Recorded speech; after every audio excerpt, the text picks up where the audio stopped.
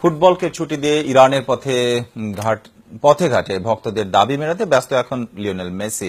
হতাশ করছেন না কাউকেই, কিন্তু ব্যস্ত মেসির পক্ষে সেটা কি করা সম্ভব, সেই প্রশ্ন জাগতেই পারে। আসলে এটি হুবহু মেসির মতো দেখতে একজন ইরানির গল্প। কৌতূহল ভাঙাতে বাকিটা দেখে নিন আমাদের রিপোর্টে।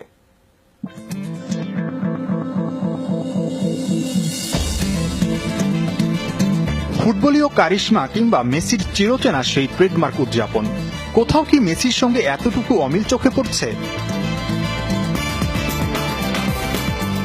প্রথম দেখায় মেসির সবচেয়ে কাছের মানুষটিও হয়তো ধোঁকা খাবেন, যেমনটি ঘটেছিল মেসির এক সময়ের ক্লাব সতীর্থ জাভির সঙ্গে।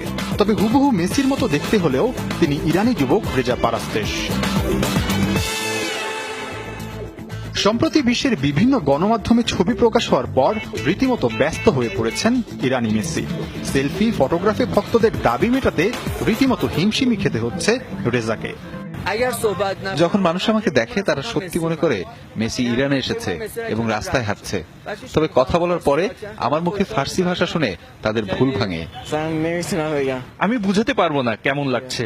মনে হচ্ছে সত্যি মেসির সঙ্গে ছবি তুলেছি। এখন এই ছবি আমি ফেসবুকে দিব।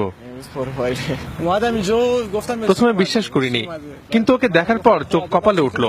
দেখতে হুবহু মেসির মতো। খ্যাতির বিড়ম্বনাও টের পেতে শুরু করেছেন নতুন মেসি। ভক্তদের ছবি তোলার দাবি মেটাতে যানজটের সৃষ্টি হয় রাস্তায়। সেই অপরাধে পুলিশের সঙ্গে থানা পর্যন্ত যেতে হয়েছে। তবে সবকিছুই নাকি ভীষণ উপভোগ করছেন রেজা। দেখা করতে চান আসল মেসির সঙ্গে। আমি আমার এই চেহারার ইতিবাচক ব্যবহার করতে চাই। মেসি অনেক বিখ্যাত আর ব্যস্ত একজন মানুষ।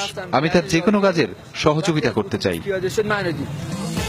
মেসির কানে রেজার এই আকুতি নিশ্চয়ই পৌঁছে গেছে। তবে নকল মেসি যে আসল মেসির মতোই ব্যস্ত হয়ে পড়বে না, তার কি নিশ্চয়তা আছে? ইতিমধ্যেই নাকি বিজ্ঞাপন চিত্রের জন্য একগাদা প্রস্তাব পেয়েছেন ইরানিয়ান মেসি।